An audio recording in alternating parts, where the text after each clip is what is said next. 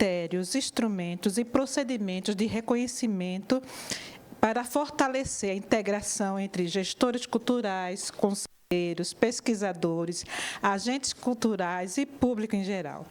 Essa ação integra o compromisso institucional desta Casa com a formação continuada e a qualificação do debate sobre políticas culturais estaduais.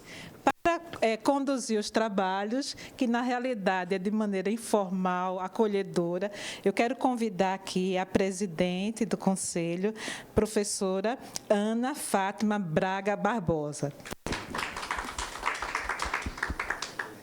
Vou passar a palavra e ela vai conduzir esse momento, esse diálogo, essa conversa mais próxima e acolhedora. Obrigada, Ana. Olá, pessoal. Primeiro, antes de tudo, eu queria agradecer a acolhida dessa casa, em especial dessa comissão, para com o nosso conselho. Nosso conselho é um conselho estadual, que tem atribuições previstas em legislação, que a gente vai conversar daqui a pouco, né, mas que tem como principal foco a preservação do patrimônio cultural do nosso Estado. Né? E aí, ao longo dessa tarde, a gente vai exatamente papear nessa mesa redonda para adentrar nesse tema, né, com esse respaldo da legislação, enquanto a atuação do Conselho e as nuances, vamos dizer assim, do reconhecimento dos patrimônios em nível material, imaterial e, inclusive, patrimônio vivo. Eu queria dizer que nessa tarde, a gente está com os conselheiros aqui, Edmilson, do segmento Urbanismo e Meio Ambiente, junto comigo, na mesma cadeira, conselheiro Cláudio Xoxo, que é Cláudio Brandão, que representa o segmento imaterial, conselheiro Sidney Rocha, que representa o segmento Notório Saber dentro do governo, né, da composição do Estado, do Conselho, representando o Estado, a conselheira Cristiane Feitosa, representando a Fundarp, o conselheiro Fabiano Santos, representando o segmento de religião, e a conselheira Betânia Corrêa de Araújo, representando o Notório Saber também pelo governo. Então, assim, e a conselheira Augusta ali atrás, escondido, disfarçado, representando o segmento arquitetura. Ele não quis sentar aqui na mesma cadeira, na mesma linha de cadeira com a gente.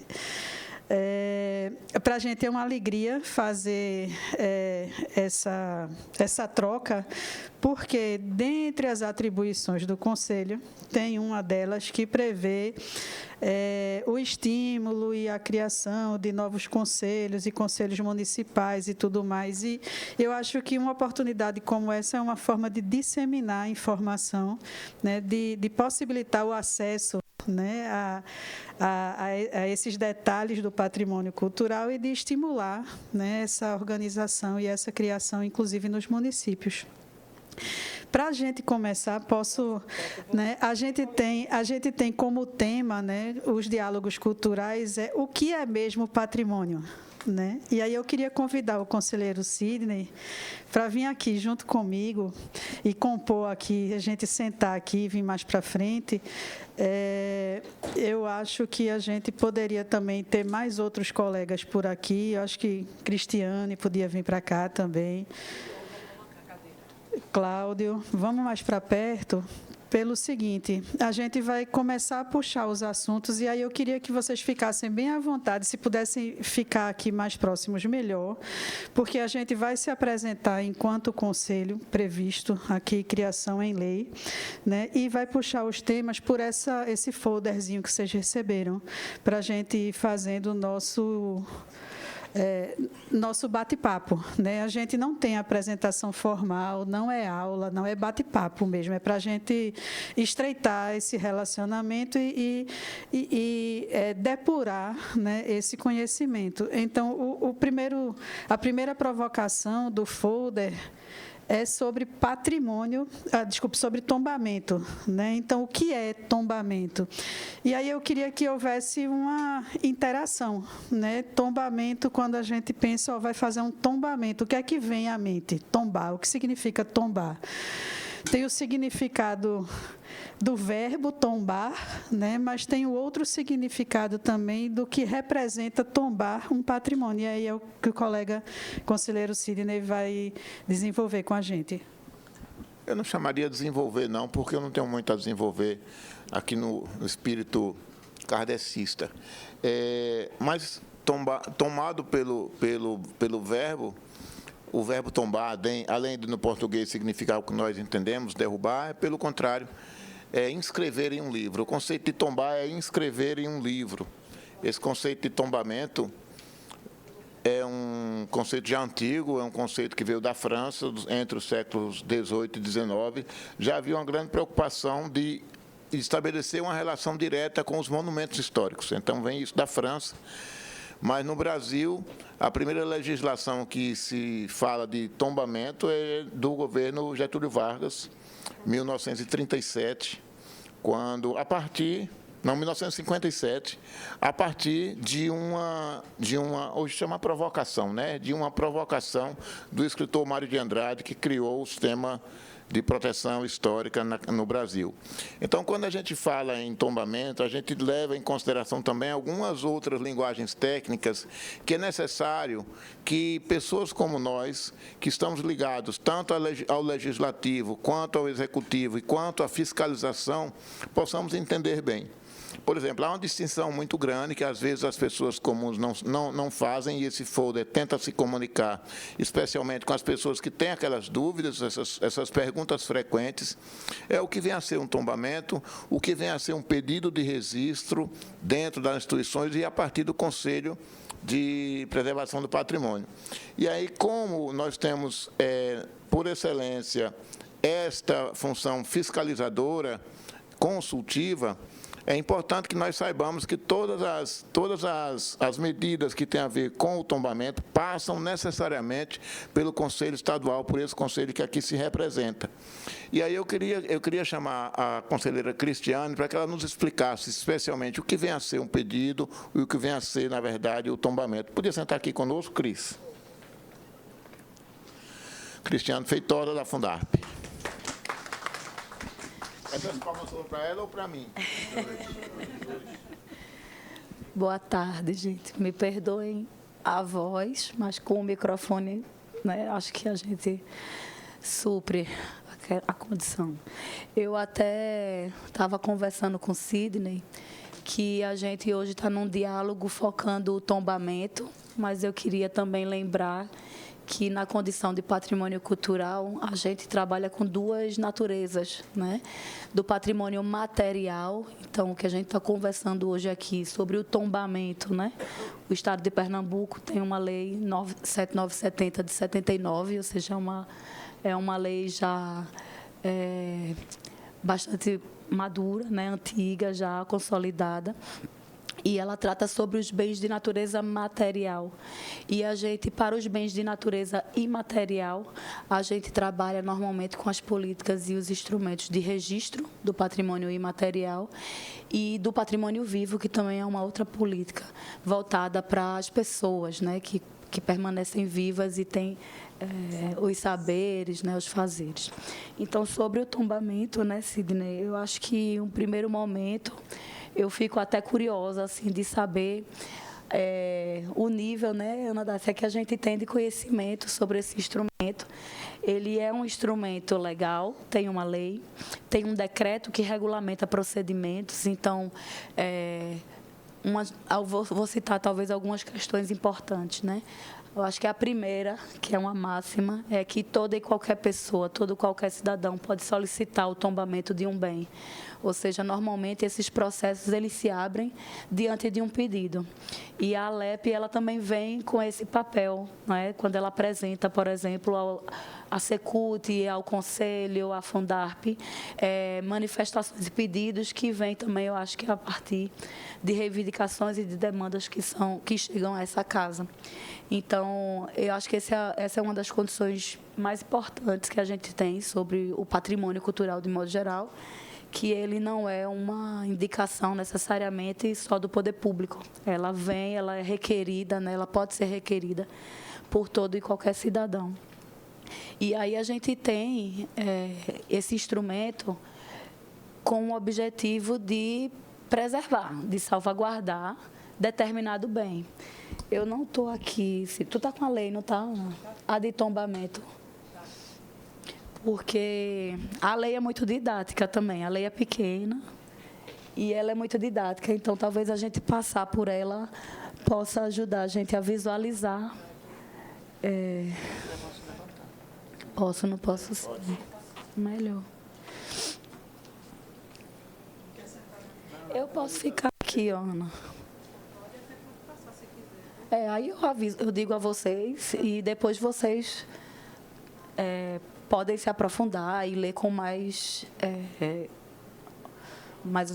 calma, né, a legislação. A gente tem, normalmente a gente diz que a gente tem uma tríade no sistema de tombamento estadual de Pernambuco, né? A gente tem 3 atores principais que atuam, né, nessa proteção, que é a SECUT, a Secretaria de Cultura do Estado, que é o órgão executor, né? É o órgão que ordena o processo. Então, normalmente, um pedido de tombamento, ele é destinado à SECUT, a Secretária de Cultura atualmente.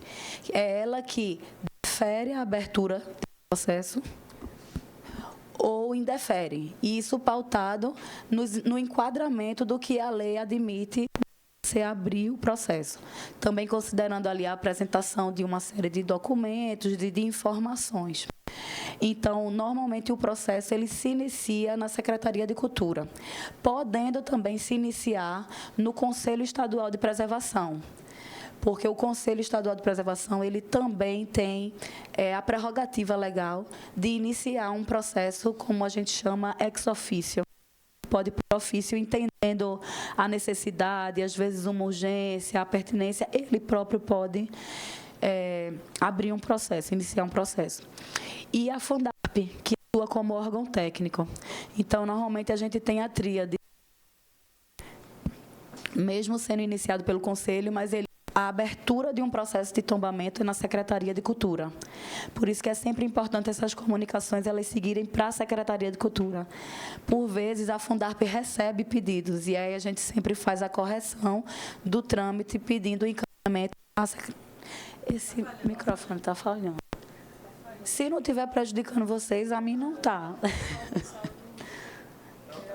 Da gravação. Pronto. Eu já estou sabendo.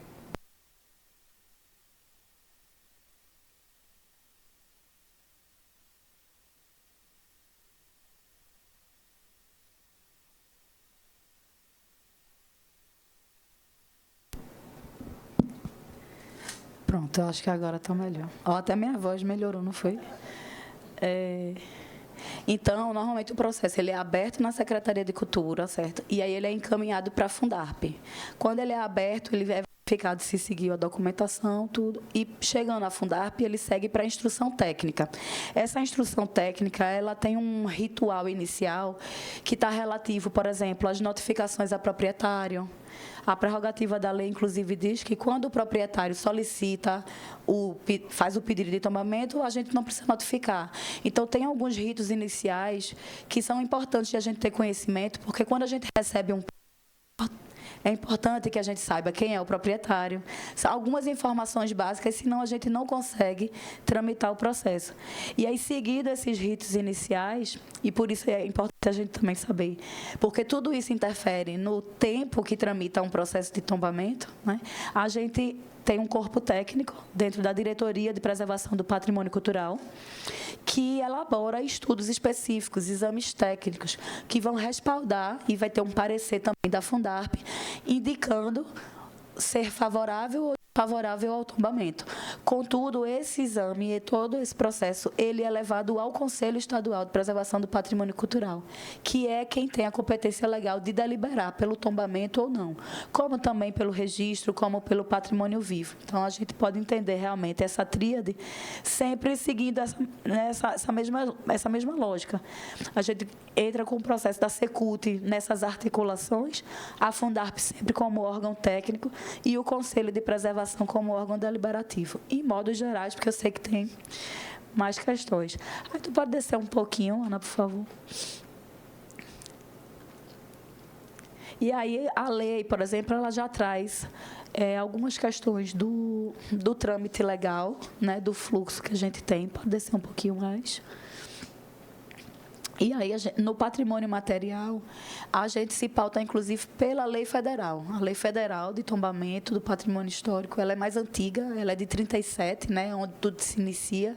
E os estados, os municípios, eles normalmente também adotam a mesma linha. Né? Então, como nacionalmente também, no Estado, a gente tem os livros de tombo, que é, de certa forma, uma classificação desse patrimônio material. É um enquadramento. E ele ajuda, inclusive, a gente a ter uma leitura do que seriam considerados patrimônios materiais. E ajuda a gente, de repente, a entender as distinções com o patrimônio imaterial. Né? Enquanto o patrimônio imaterial ele é mais intangível, né? Ele não tem a matéria ali, o suporte da matéria necessariamente, não é o objeto ali de preservação, como os saberes, como os fazeres, né, que é uma prática, que é uma manifestação. Na materialidade, a gente trabalha no âmbito legal com os bens móveis de valor arqueológico, etnográfico, histórico, artístico e folclórico, como o primeiro livro de tombo, edifícios e monumentos isolados, conjuntos urbanos e sítios históricos, monumentos, sítios e paisagens naturais, cidades, vilas e povoados. Então, essas escalas, elas também direcionam até o estudo, a preservação e ajudam a gente também a visualizar o enquadramento, porque hoje, legalmente, são essas categorias que são tratadas como patrimônio material. Bom, claro. Que vocês podem perguntar durante a... Vem, Betânia. E contribuições também. Boa tarde. Eu queria lembrar que o IPHAN foi criado em 37, mas na década de 20 nós fomos pioneiros aqui em Pernambuco. Naquele momento se tentou derrubar a Torre de Malakoff. E aí Aníbal Fernandes e Mário Melo, que era um jornalista bem brabo, começaram a discutir a questão da preservação de um bem. E, nesse momento, na década de 20, eu não sei exatamente o ano, criaram a Inspetoria de Proteção de Bens. Parece que Salvador, se não é na mesma época, é um pouco antes. Mas, nesse momento, também criaram o Museu do Estado. Inclusive, o Aníbal Fernandes foi o primeiro diretor do Museu do Estado, que funcionou aqui na cúpula do Palácio da Justiça. Então, Pernambuco foi pioneiro nessa questão da proteção do patrimônio até 10 anos antes da criação do IPHAN. Então, eu acho que isso a gente não pode esquecer. Isso que Betânia está trazendo é bem importante, porque demonstra que a preocupação com o patrimônio é muito anterior a uma condição legal. Então, a gente está falando aqui, por exemplo, de uma legislação que orienta hoje, né, nessa nossa preservação, a proteção, mas, realmente, a preservação ela é para além dessa... Água de coco. É água de coco. É água de coco do amarelo. Obrigada. Bom, então, a gente tem os livros de tombo que ajudam a gente a visualizar, Ana Dácia, inclusive quando é importante, por exemplo, quando a gente pensa, quando chegar uma reivindicação, por exemplo, para a abertura de um pedido, a gente tentar se inspirar e visualizar, né, se a gente consegue enquadrar, ou até ir consultar e dizer, olha, determinado tipo de bem, tem uma comunidade, um grupo que está pleiteando, né? E é justamente isso que, enquanto comissão de Educação e Cultura, aí em Cultura, os pedidos, as proposições chegam a nós.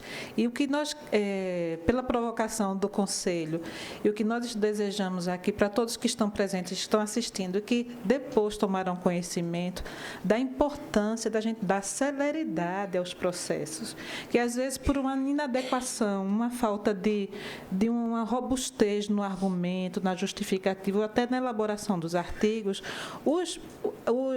as proposições demoram, porque vem, aquele vai e vem de sempre, e a gente poderia, justamente por isso que nós estamos aqui, poderíamos ser mais céleres, e aquele bem, né, poderia ser...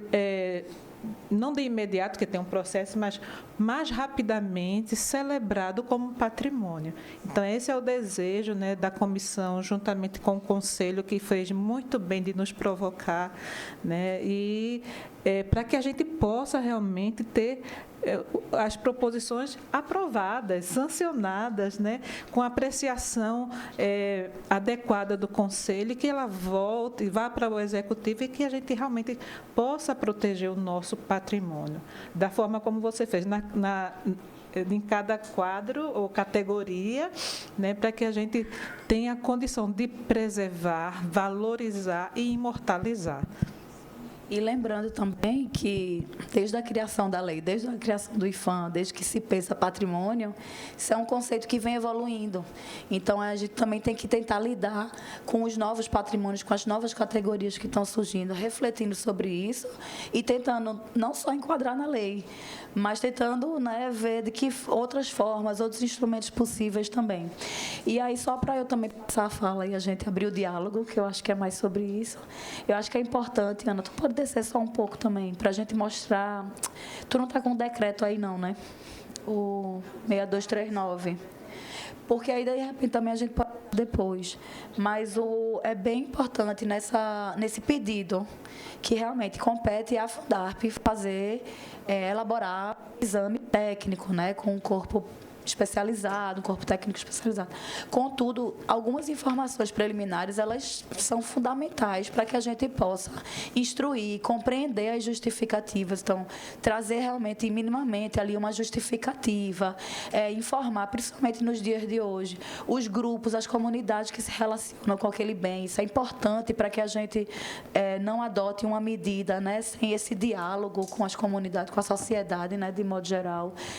Trazer informações gerais sobre o bem, como propriedade, né, imagens, uma condição um pouco mais atual, quando às vezes a pessoa também já está debruçada sobre aquele bem, trazer as informações históricas que tenham. Então, ter um pedido, né, que se paute ali pelos tópicos do decreto, porque aí a gente tem o decreto 6239 de 80, que é o nosso dia a dia. E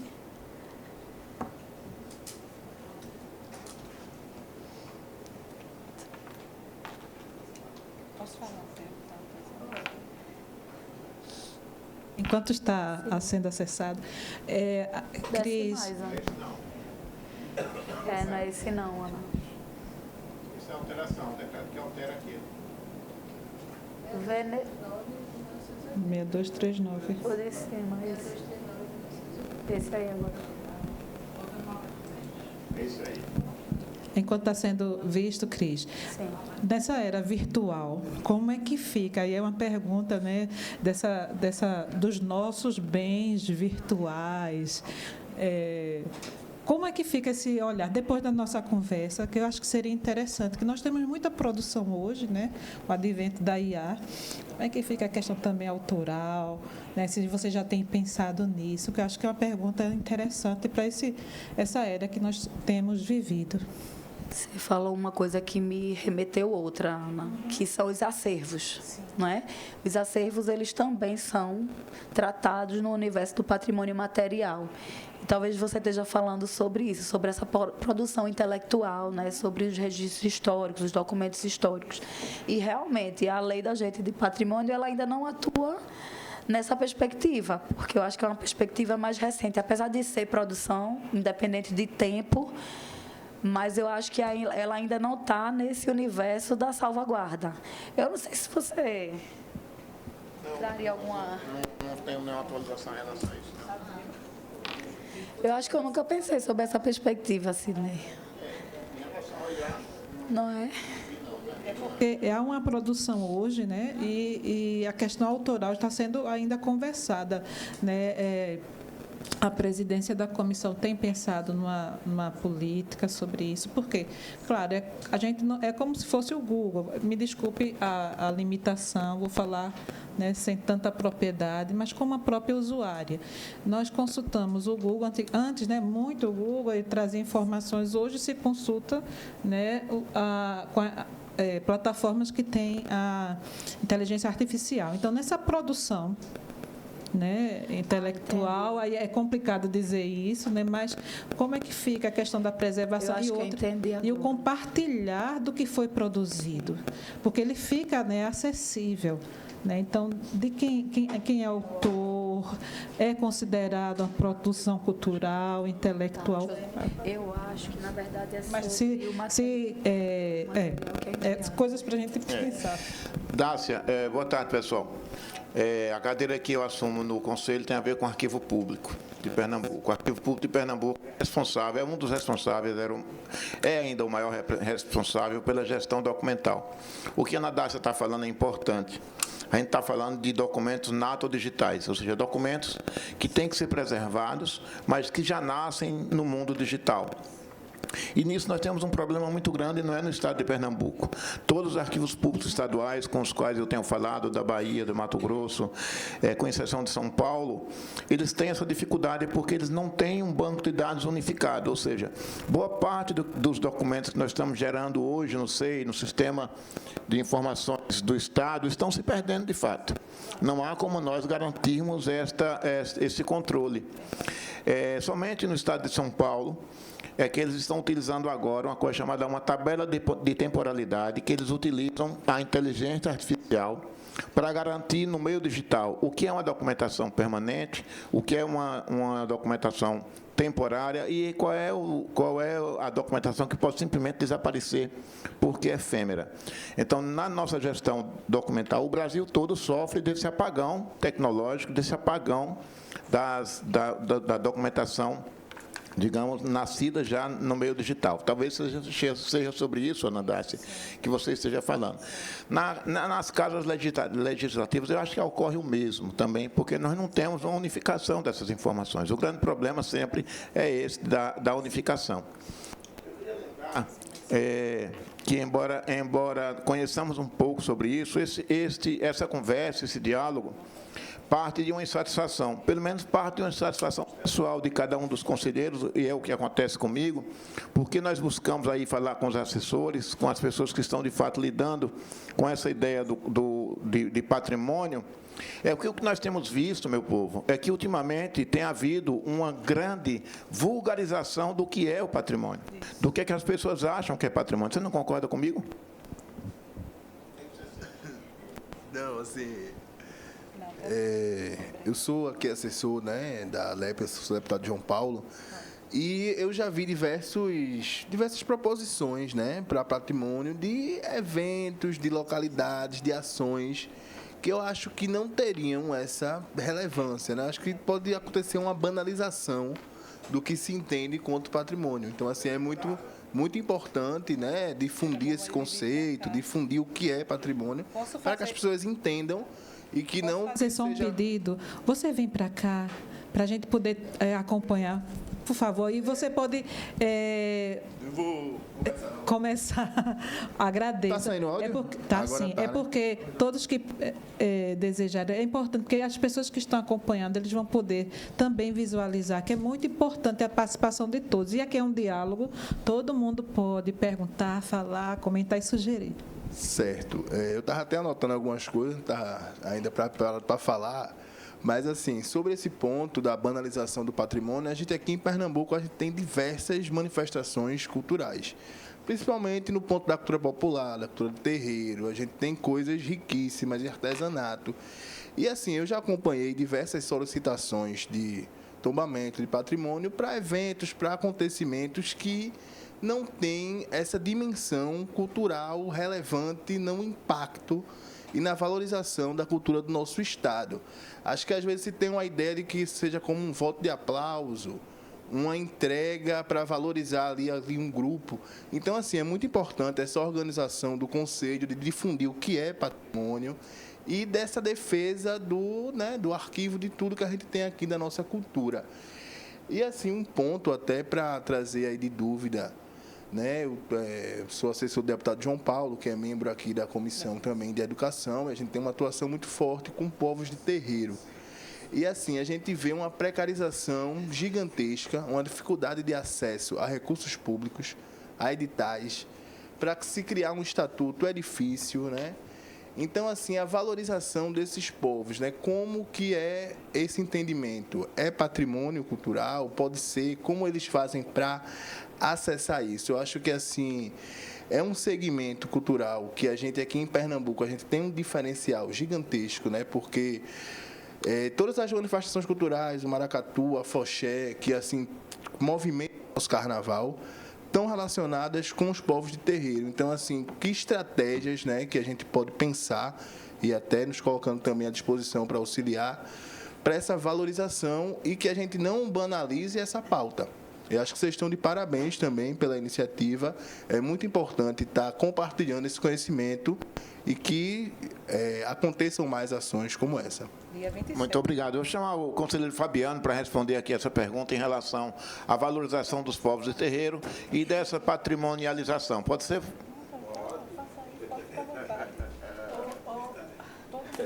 Minha gente, deixa eu pedir uma coisa. Vamos usar essas cadeiras, vamos sentar aqui porque a câmera pega a gente, ela está ali, ó.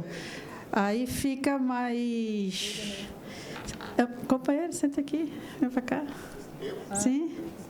Cris, quem tá conversando, eu chego já aí também.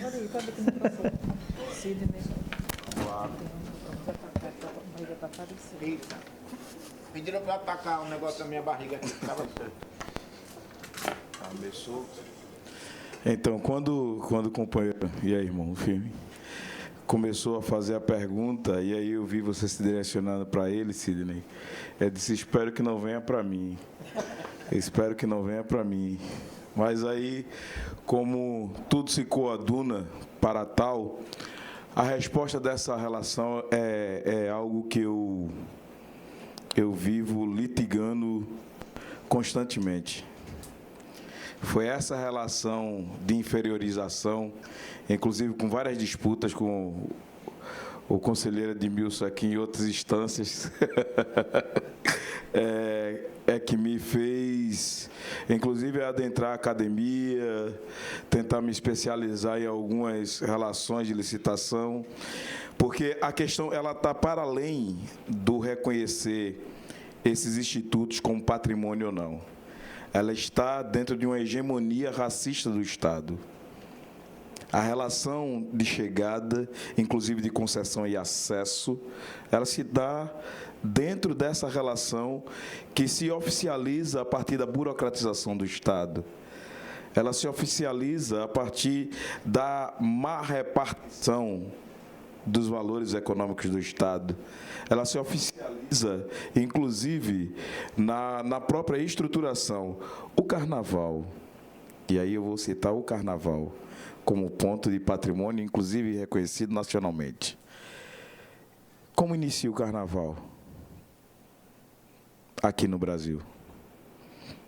A partir das relações de Veneza, ou da festa da carne, ou da batida do tambor e a celebração da ancestralidade? Como se consolida em Pernambuco? Quais são as primeiras manifestações a estarem na rua e a garantir a terra do frevo e do maracatu? Dois patrimônios negros.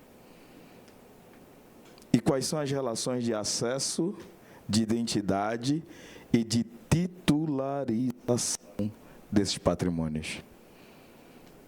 qual é o formato a qual temos hoje e no início, e inclusive na retirada do Carnaval em 1955, quando o povo não era mais protagonista da realização do Carnaval e passa a ser oficial da cidade do Recife. 1955. Quais são esses patrimônios hoje valorizados? A gente tem um grupo chamado Carnaval de Rua em Ação, com várias entidades que fazem a história de rua. E hoje eu me pergunto se não vale a pena a gente retomar o Carnaval anterior de 1955, ou de permanecer e evoluir para uma cobrança de ingressos aos shows que estão estabelecidas hoje como celebração do Carnaval. E aí eu só estou falando de um único patrimônio. Não estou falando dos terreiros, da língua, da comida, da forma de tocar, da diversidade de nações, da forma de escrever e falar. Entende? E aí, quando você traz a relação da patrimonialização de tudo isso que é o terreiro, a gente entra em um outro campo. E aí te falo porque aprendi, inclusive, fazer estou inventariando agora o Carnaval de Olinda. Finalizando o inventário do Carnaval de Olinda, fiz o inventário dos afoxés de Pernambuco, e aí os afoxés trazia de forma análoga ali toda a transversalidade dos terreiros, né? E aí descobri essa forma de cultuar de cada afoxé a partir da nação de cada terreiro. Entende? Então, a relação do compreender esse patrimônio, há um esforço gigante, inclusive, do Conselho de Preservação, de tentar garantir essa titularização. E aí, finalizando, o afoxé Lafinhóió, ele passou 16 anos para ser reconhecido como patrimônio vivo do Estado de Pernambuco. A gente teve que ir litigando, desmistificando. É da Bahia, não é da Bahia, não, é negro. Então está e pode estar em qualquer lugar. Ah, mas é muito novo, é muito velho. Construímos o primeiro boletim informativo negro do Estado de Pernambuco no Brasil, a qual está dentro do acervo dos boletins informativos e jornais negros do Brasil. Enfim, constituímos a primeira bebida, chamada Chá de Fala, hoje a bebida mais vendida no Carnaval, no Estado e fora do Estado. Então, falar sobre a patrimonialização dos bens de terreiros e oriundos do terreiro é também falar sobre a quebra do racismo estruturado pelo Estado. Obrigado. Conselheiro, tem uma inscrição aqui. Você se sente responsável? Pois não. Boa tarde, gente. Meu nome é Edmilson, sou lá de Olinda, participo aqui do Conselho. Eu queria dar um testemunho seguinte. Eu estava em Salvador, eu não lembro qual o ano, mas foi quando teve comemorações a respeito que todos os anos tem o Dia de África, né? Se escolhe um país, né? E eu fui na casa do Benin, lá em Salvador, e depois, andando ali pela parte histórica, eu visitei a sede do filho de Gandhi. E foi uma coisa interessante, conversando com o presidente, ele disse o seguinte: olha, o afoxé de Pernambuco tem um toque melhor que o nosso. Conheço o Alafim, sou fã deles, eu fiquei muito orgulhoso disso, viu? Muito, muito mesmo. E depois eu não entendi o que ele quis dizer, mas eu acho que foi tu ou alguém que me explicou a questão de mais um componente, né, no toque, de uma religiosidade, uma coisa assim. Mas eu fui testemunha disso. Ok, obrigado. O companheiro se sente respondido pela pergunta do conselheiro? Está tudo ok? E tem uma parte da conselheira Cristiane, pois não? Tu me lembra teu nome, por favor. Tagore. Nome de poeta. Eu achei interessante também, a gente parece mais que... Veja, a gente estava falando aqui sobre tipo de bem, e você já trouxe também também uma questão ligada mais ao imaterial.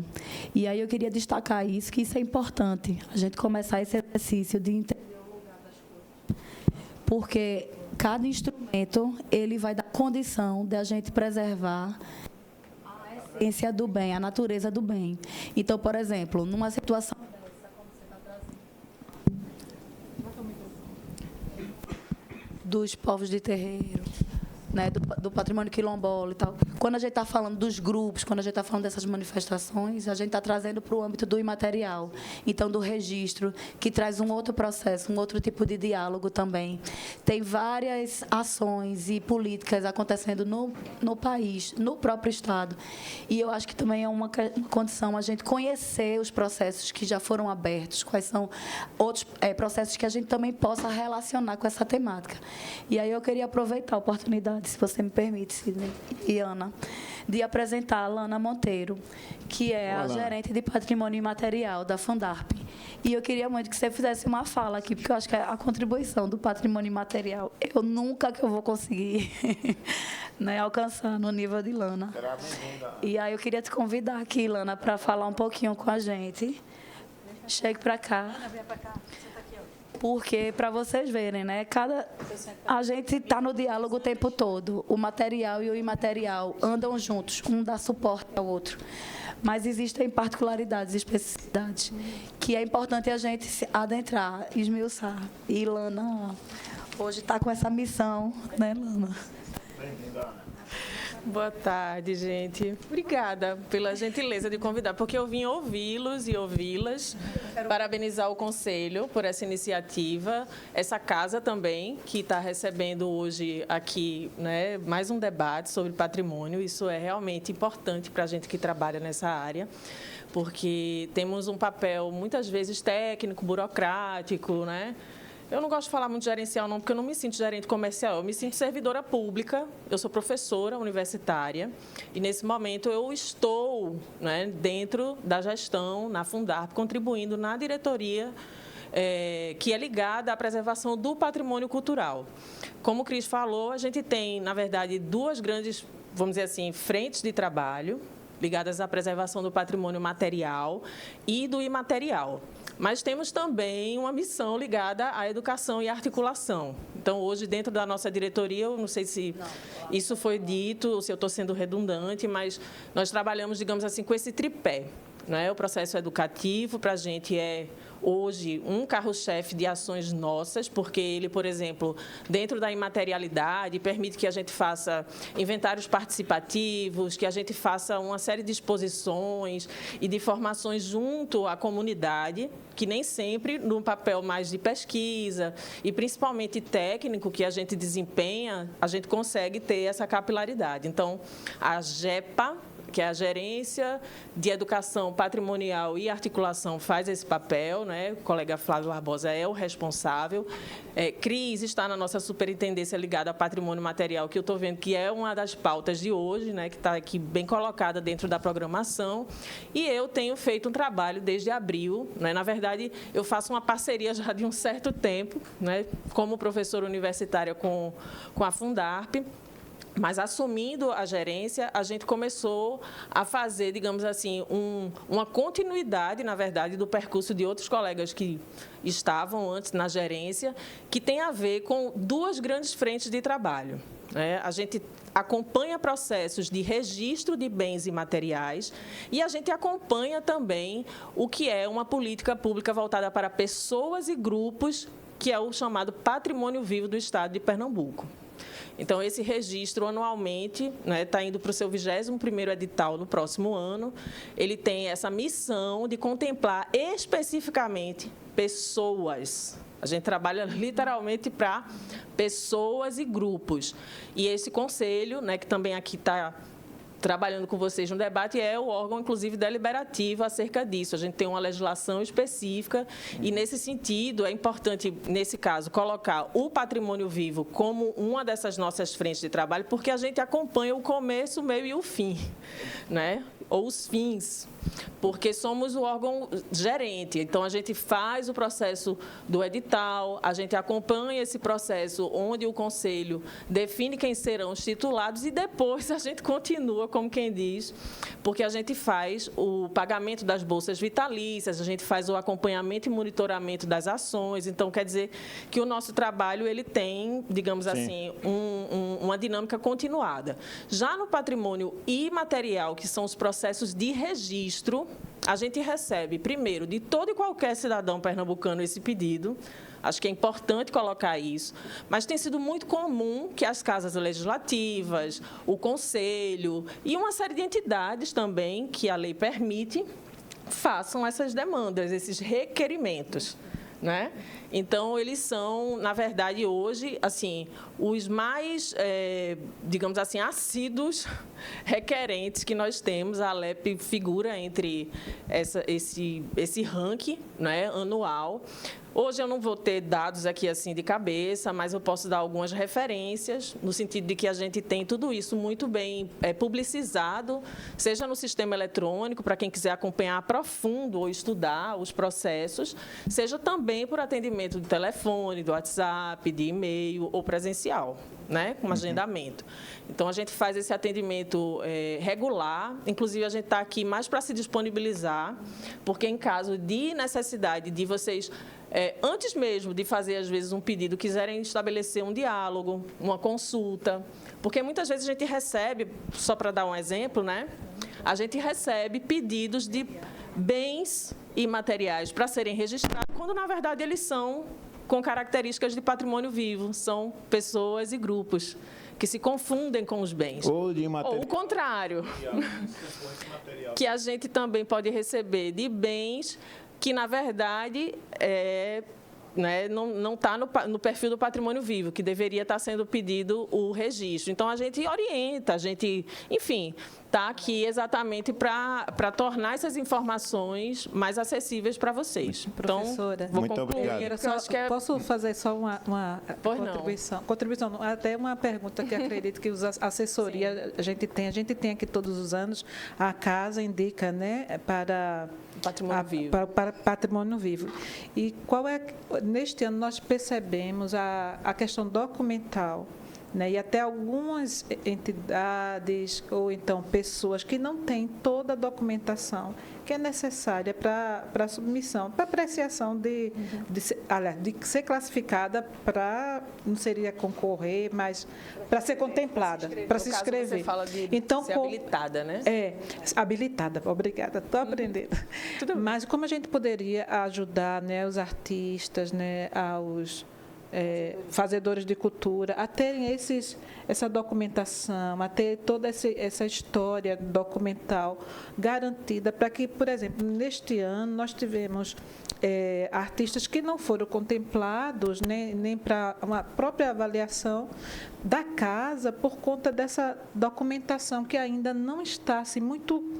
Como é que eu posso dizer? Não houve apropriação e por isso que não vê, nem que é interesse, né? Mas a falta de conhecimento para que tenha essa documentação, para ter acesso a tantos, não só a questão do patrimônio, mas a outros benefícios e possibilidades. Antes de tu responderes... Ana, perdão, sou Ana, estou representando...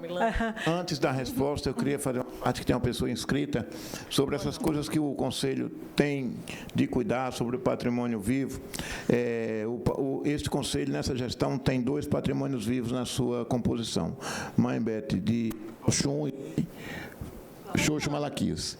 Eu queria que o Xoxo falasse um pouco sobre essa questão do patrimônio vivo. Também, aí eu e Fabiano não, porque ele é mais uma sumidade, eu conto depois.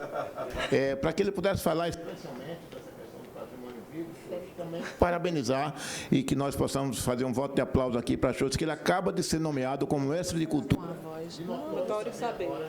De notório saber pela Universidade de Pernambuco. Pois não. Vai sair já. Está saindo do fogo, ainda não saiu, não. Não, né? Primeiramente, a respeito do patrimônio material, né? Venha mais para cá, acho que aqui lá de cá, acho que é Venha para o curso. Maria. A IP está aqui. Pode fazer, sim, Então, eu outro. Alô. Boa tarde a todos e a todas e a todas. A respeito, né, do patrimônio material, que na Convenção da Unesco 2003 foi criada a salvaguarda do patrimônio cultural imaterial, que veio ser incorporado pelo IFAM aqui no Brasil na convenção ratificada em 2006, que cria, né, os objetivos principais da Convenção da Unesco de 2013, o que é a salvaguarda do patrimônio cultural imaterial. É adotar as medidas necessárias para garantir a salvaguarda desse patrimônio, garantir o respeito, assegurar o respeito pelo patrimônio cultural imaterial das comunidades, grupos e indivíduos envolvidos, aumentar a conscientização, sensibilizar as pessoas sobre a importância do patrimônio imaterial e seu valor mútuo, promover a cooperação, prever a cooperação e assistência internacionais para a salvaguarda do patrimônio material. Aí a gente vem aqui para o IFAM, que no ano de 2000, o decreto 3551, de 4 de agosto do ano 2000, é criado, né, que eles instituem o registro de bens culturais e materiais sobre justamente a salvaguarda dos patrimônios, e que tem muito a ver com tudo isso que a gente tem demandado aqui dentro do Estado, que é criado os livros de registro, de toda a preservação. Aí no ano de 2018, a gente tem a Lei 16.426, de 27 de setembro, que é justamente no dia de Cosme Damião, 2018, foi instituído o Sistema Estadual de Registro da Salvaguarda do Patrimônio Cultural e Material, que é justamente isso hoje o que a gente está fazendo aqui, que as câmaras de vereadores municipais, né, e a Assembleia Legislativa, elas instituem aleatoriamente essas chancelas, né, de patrimônio material, aí o grupo tal recebe o patrimônio material, mas só que o Estado, ele legitima o Conselho de Preservação do Patrimônio Cultural a ser esse referenda, né? Ele nos dá essa autonomia de que a gente possa fazer todo esse trâmite, porque as câmaras municipais, elas dão, né? Aí fulano, um grupo, não sei o quê, uma pipoca, não sei o quê, a tapioca, e por aí vai.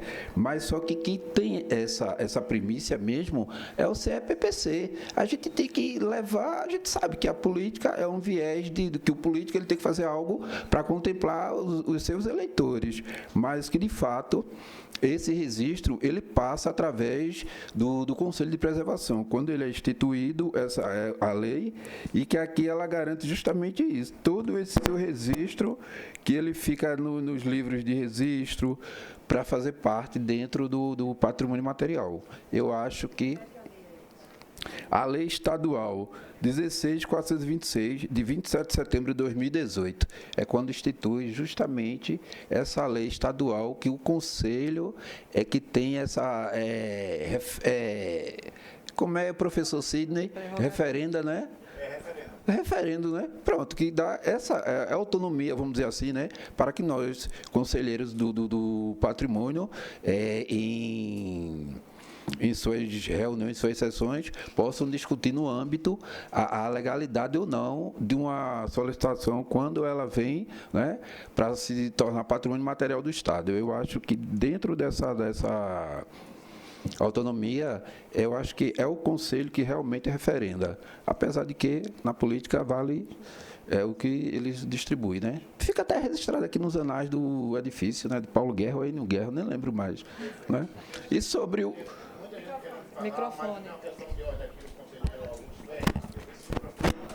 Está funcionando. Venha para o púlpito. Me deixa.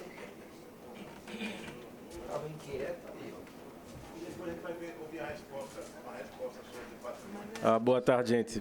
Eu nunca fui muito da ordem, mas eu me senti obrigado a pedir essa intervenção pelo seguinte fato, assim, para nós que somos do Conselho, é muito fácil entender, muito fácil talvez seja exagero, mas a gente consegue compreender quando a gente começa a flutuar as ideias aqui entre, pelo menos, 3 instrumentos que foram citados, que é o tombamento, o registro do patrimônio material e o registro do patrimônio vivo. A gente começou a falar sobre tombamento aqui, que é uma lei específica voltada para o patrimônio material. Mas as questões foram evoluindo e como elas convergem no sentido da salvaguarda dos patrimônios, é natural que essas coisas apareçam. Mas eu sinto que talvez quem não está por dentro da norma fica um pouco perdido nisso, porque eles têm peculiaridades, são leis específicas para casos específicos. Então, assim, eu queria chamar a atenção para a discussão não descambar para uma conversa aleatória, embora a gente esteja falando da mesma coisa, mas que a gente consiga seguir pelo menos um rito, assim, talvez entender o que é o patrimônio material, qual é o instrumento voltado para a sua salvaguarda, o que é o patrimônio imaterial, qual é o instrumento que a gente usa para a sua salvaguarda e quais são as questões que a gente tem que debater dentro disso, inclusive o que nosso companheiro Xoxo colocou agora, que é a prerrogativa do Conselho de participar dessa deliberação, do registro do imaterial, e o patrimônio vivo, que foi citado aqui por Fabiano, por Lana, que é uma política de Estado que também visa a salvaguarda dos patrimônios, mas um patrimônio específico, pessoa física ou grupos. Não necessariamente o patrimônio imaterial. Eu acho que se a gente consegue manter essas caixinhas, assim, pelo menos de fechar uma discussão ordenada, talvez organize melhor na nossa cabeça como é que a gente vai encaminhar as questões, né, que a gente está discutindo hoje. Eu tenho outras questões para falar, mas eu vou oportunamente a gente... A nossa ideia era essa mesma, era de falar primeiro do patrimônio material, depois do imaterial e perpassar pelo patrimônio vivo. Ana Dácia, tu pode fazer a pergunta outra vez, bem simplificada para a Ana poder responder? Não, pode fazer, não. Mas eu só queria complementar, quando foi falado das vezes do parlamentar contemplar assim, a população, de fato, ele foi eleito para ser a voz do povo aqui, e se há uma contribuição cultural, ele está representando aquele segmento, então ele precisa dar a voz aqui para que esse segmento seja escutado. Então, essa é a nossa grande preocupação da presidência da comissão, de trazer essa aproximação por conta, justamente, professora Lana, da gente entender não só dos processos internos, mas de como acontece extra-casa, né? O que é que está dificultando, o que é que está impedindo de uma tramitação fora da casa para que se alcance. E também, aí, voltando à minha pergunta, né, dessa questão do povo conhecer com os critérios, né, saber dos processos. Mas eu sei que a senhora entendeu direitinho, eu fiz só um arremate aqui. Ana, deixa eu ver se está. Se não tiver, a gente pode ir para tem que segurar, professora, aqui de cima. Pronto, aqui em cima. Professora, segure aqui, ó, em cima. Aqui? Não segure aqui. Foi? Foi. Ana, eu acho que tem uma coisa, tanto que nós na Fundarp, quanto aqui na Alep e o Conselho, temos que estar muito sensíveis, é que, para a maior parte da população, sobretudo ligada à cultura, os bens imateriais e o patrimônio vivo, é que a oralidade é a expertise histórica dessa população. Então, o nosso procedimento é inversamente proporcional a essa riqueza cultural que se expressa em diferentes linguagens.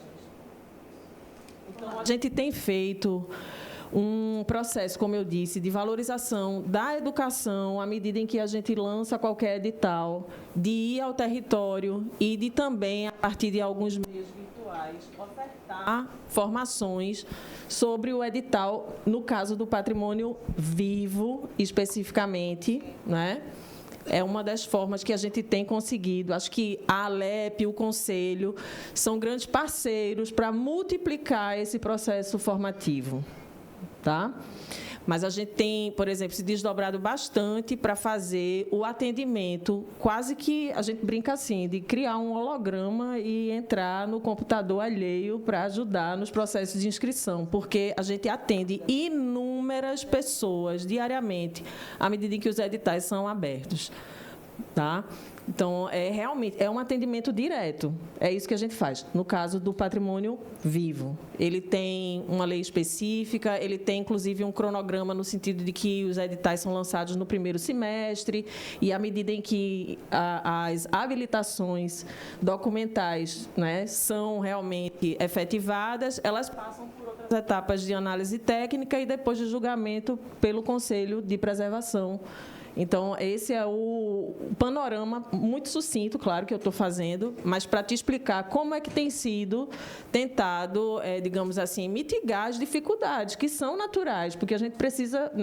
Naturais não, nesse caso são históricas, né? Eu falo naturais no sentido delas serem muito naturalizadas e cotidianas na dimensão de que a gente está fazendo com que várias linguagens sejam traduzidas dentro de uma formatação de edital, de uma formatação burocrática. Então, a gente tem feito, inclusive, o avanço de inscrições onde vídeos, apresentações, material oralizado, imagens, elas possam fazer parte desse momento em que as pessoas se candidatam. Pessoas e grupos. Não, ele tá. Eu acho que é porque de repente eu me movo muito e aí ele fica, porque eu quero dar atenção para vocês que vocês estão atrás e para o pessoal aqui.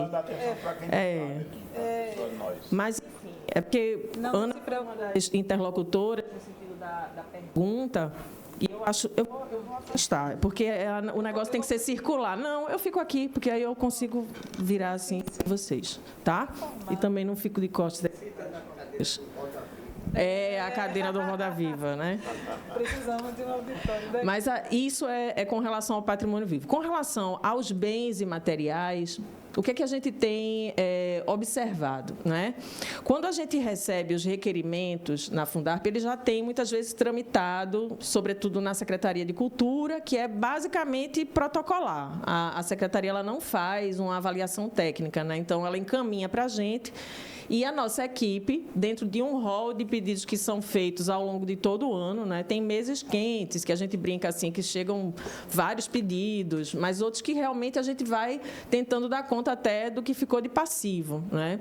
Então, são pesquisas que, como eu disse, pela característica dos bens imateriais, é muito necessário que a gente vá, por exemplo, a campo, que a gente efetive pesquisas junto aos detentores. E como a própria legislação ela não é obrigatória que os detentores sejam, né, diretamente os que apresentam esse pedido ou que estejam, inclusive, citados e com anuência, ela é facultativa. Então, a gente ainda tem esse outro passivo, que é o de ir atrás, de fazer todo um mapeamento de pessoas que são as detentoras, de fato, daquele bem. Que por vezes até desconhecem. Que por vezes até desconhecem que os requerentes estão fazendo os pedidos. Acontece, não é sempre, mas acontece, né? A gente tem desde casos assim muito inusitados de bens, por exemplo, de natureza animal, né?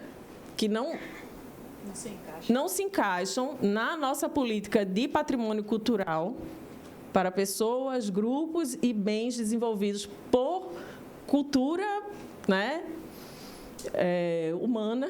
Então, a gente não dá conta, mas para você ter ideia de que há, às vezes, pedidos que chegam, né, assim. E aí a gente tem todo o cuidado, mesmo assim, por também buscar entender que, para determinadas culturas, a noção de pessoa é diferente do que para a visão ocidental também.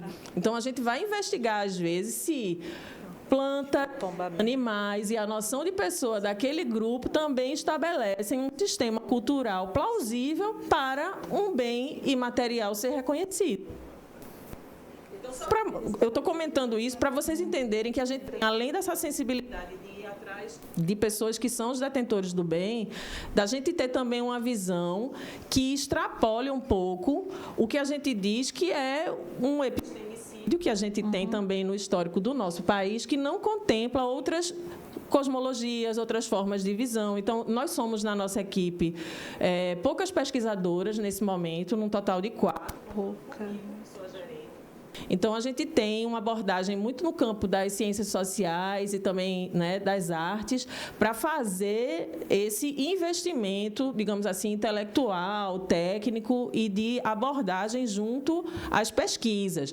E aí elas não têm um tempo, às vezes, de duração, né, muito rápido, porque a gente sempre pede, né, inclusive, assim, que as pessoas acompanhem através do site, do sistema, como é que a gente são os nossos pareceres técnicos, exatamente por isso, né? Porque é um trabalho que muitas vezes a gente tem que ter esse investimento, sobretudo no território e na diversidade que o bem se apresentar. Tá bom? Professora, só para completar, a gente vai fazer um tipo de estudo de caso, é uma pergunta, porque a assessoria aqui lida diariamente, né, Alexandre?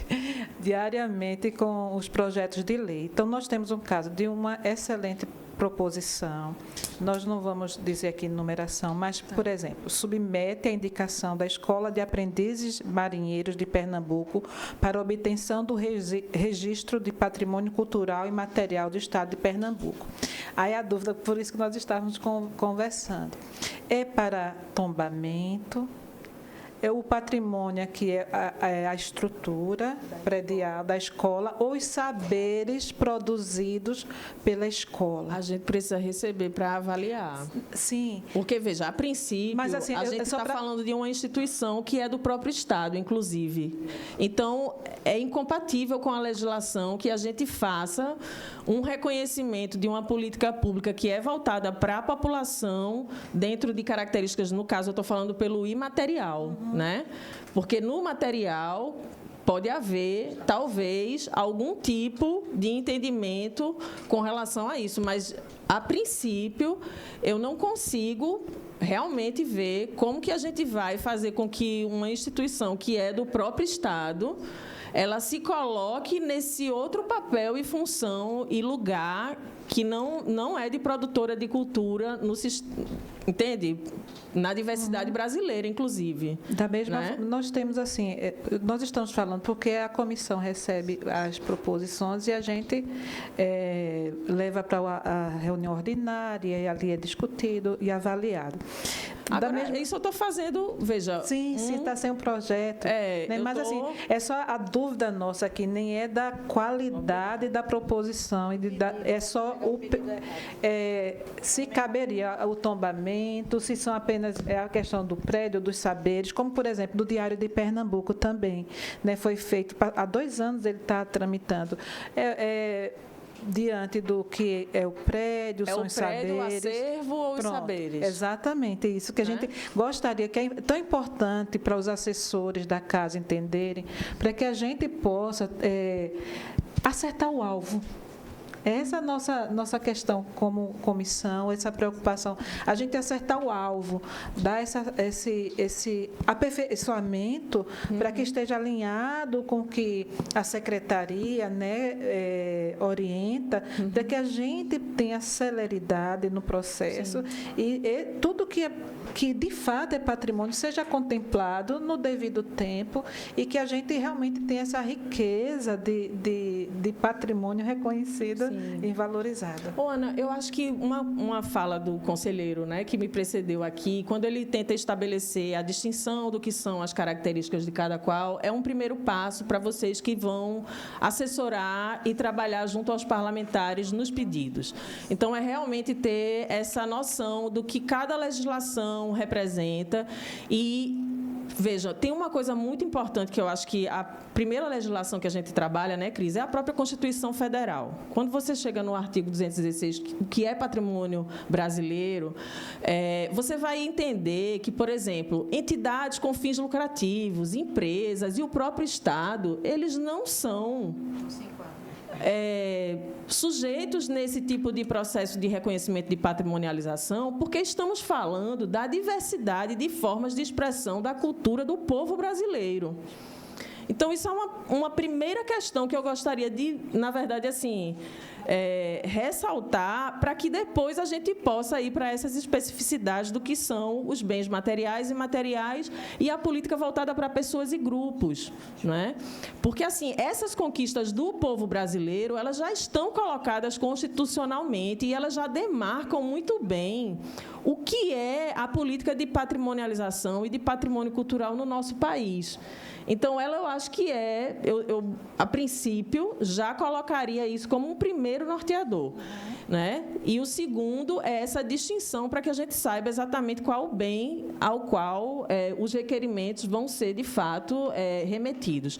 Uma outra coisa importantíssima que tem a ver com esses 2 pontos que eu sinalizei é que, apesar de não ser obrigatório, eu sugiro, é uma recomendação, que não se façam pedidos sem que, de fato, esses detentores dos bens, aí eu falo pelo imaterial, estejam não só cientes, mas de acordo, porque muitas vezes, como eu disse, pode acontecer de haver um pedido por grupo, porque há bens culturais que têm, vamos supor, né, assim, no estado inteiro de Pernambuco, pessoas que vivenciam na sua diversidade o afoxé, o maracatu, o frevo, né, que são bens, nesse caso, reconhecidos, eu vou citar eles assim, tá? Então, é muito importante que a gente não atenda a um grupo específico, mas que a maior parte deles possam ser as partes interessadas e participantes desse processo. Então, é muito interessante que haja, eu acho, é uma sugestão, que vocês possam, à medida em que fazem os requerimentos, conseguir demonstrar essa capilaridade da abrangência estadual, porque a gente tem, às vezes, pedidos que são realmente de grupos muito localizados. E aí eu queria fazer só uma ressalva, porque quando um grupo é muito localizado e ele, às vezes, está ameaçado com total vulnerabilidade, é a única e última expressão daquela cultura naquele lugar, aí sim ele tem uma importância grande que o Estado ajude a combater exatamente essa erradicação do que seria uma prática cultural. Mas quando ele é um grupo muito específico daquele lugar, mas ele tem, né, vou dar outro exemplo, né, vamos supor, as quadrilhas juninas, que elas são vivenciadas no estado inteiro, mesmo que a gente não tenha um mapeamento e a gente não, né, porque aqui é um bem cultural. Então, a gente, às vezes, vai ter até dificuldade de mapear exatamente todas as quadrilhas, porque tem associações, tem aquelas que se destacam em determinados concursos, etc. Mas a gente sabe que o número é muito maior do que, às vezes, aqueles que politicamente podem estar representados. É um exemplo, né? Mas a gente sabe que eles, principalmente quando tem associações e grupos coletivos que se organizam mais, a gente tem uma representatividade mais interessante, não é? Porque aí ele já representa em si um certo coletivo, então, quando a gente faz o pedido a partir de um coletivo, ele ganha força. Então, é nesse sentido, seja a Alep, o Conselho, ou qualquer cidadão que faça, é uma recomendação que a gente dá, porque isso fortalece, né? É isso, a união faz a força, então, fortalece. É uma máxima que eu acho que a gente sempre tem a tendência maior em acertar do que errar, quando a gente está junto do povo. É basicamente isso, né? E eu acho que também uma outra questão, que aí a gente tem uma necessidade muito grande de investimento de recursos pessoais, financeiros. Eu digo pessoais no sentido da expertise pessoal e técnica dos profissionais para fazer esses pedidos, né? E a questão é de ordem econômica, financeira, do financiamento. Então, assim, se parlamentares já apoiam pesquisas ou fazem com que determinadas instituições construam elementos ligados à sua própria memória, ao seu próprio acervo, né? Isso contribui muito para que, no processo de pesquisa, de inventário, para um registro, a gente tenha elementos, né, assim, da memória, de algum modo, mais fáceis para esse tipo de sistematização. Então, eu apontaria, via de regra, assim, essas sugestões, gente, são sugestões, algumas são legais, a gente tem que cumprir, né? Já conquistamos isso, o povo já conquistou esses direitos, mas outros a gente está aqui, na verdade, sugerindo, porque eles não necessariamente, não é só uma questão de otimizar, é uma questão de qualificar, porque a gente está falando de política pública. Então, quanto mais elementos que dignifiquem e deem visibilidade, inclusive retirem da invisibilidade determinados grupos, para que a sua memória venha à tona e a gente possa valorizar essa cultura, eu acho que esse é o grande mérito da política de patrimonialização. Acho que também, eu não me lembro agora se for, enfim, qual de vocês que falaram antes de mim também, mas quando se diz que muitas casas legislativas, não só, né, estaduais, mas municipais, vem dando ininterruptamente o título à honraria, e isso sinceramente, minha gente, eu sou do patrimônio material, isso Pode até ser conflitante eu dizer isso, mas assim, eu acho muito importante que se valorize tudo que o povo faz, certo? Então, eu queria deixar muito claro isso. Eu acho muito importante que as casas legislativas, elas façam, elas cumpram esse papel, elas deem mesmo, mas elas precisam saber exatamente o que elas estão dando e a implicação disso, a responsabilidade que é fazer indiscriminadamente, né? A mídia, inclusive, é também um outro fenômeno hoje que faz a propagação de muita coisa, né? Que a gente, quando vai estar ciente, a gente trabalha, porque a gente olha e diz assim, nossa, mas como é que isso aqui virou patrimônio imaterial, ou virou patrimônio vivo em tal município, ou até no país, ou agora no Estado, e a gente não viu nenhum processo, a gente não viu nenhuma pesquisa, porque é isso, gente, a memória das pessoas e dos grupos e dos bens, elas precisam estar salvaguardadas. É por isso que a política pública tem esse caminho um pouco mais sinuoso, eu diria, mas é porque ele precisa de tempo e de qualidade para assegurar que esse direito da memória e dos acervos, da história de vida das pessoas, dos seus bens, dos seus saberes e fazeres, eles encontrem ferramentas que, inclusive, no caso da salvaguarda para o patrimônio imaterial, elas devem gerar planos de salvaguarda, recursos para execução de planos de salvaguarda, sabe? Então, quando a gente faz pedidos onde a gente não contempla esse processo de um modo mais sistêmico e amplo, a gente parece que está só fazendo a entrega de um título, ou então só indo para uma notícia que vai propagar por alguns dias e é isso. Então, eu acho que o que a gente precisa pactuar, vamos dizer assim, em termos sociais, porque nós somos, como você bem disse, né, representantes, eu sou hoje gestora, mas sou servidora. O que a gente precisa fazer em prol de um trabalho mais continuado e fortalecido no patrimônio é exatamente esse, é de assegurar não só o que a gente vem fazendo hoje, lembrar e agradecer e reconhecer quem veio antes, mas o que a gente está deixando para o futuro? É essa questão que fica em aberto quando a gente não leva o processo de patrimonialização dentro do que seriam, né, tramitações que a gente, nesse caso, já conquistou legalmente em vários campos, mas que é isso, é necessário a gente ter mais divulgação, talvez, né?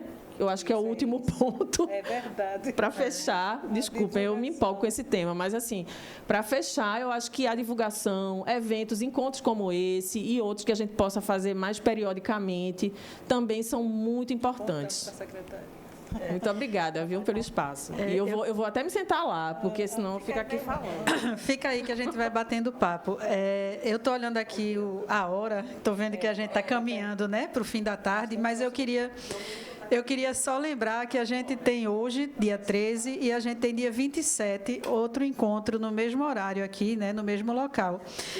A gente começou falando, e eu deixei aqui na tela de propósito, para vocês anotarem, né? A gente começou a falar de tombamento. Tombamento significa a forma de proteger o bem material.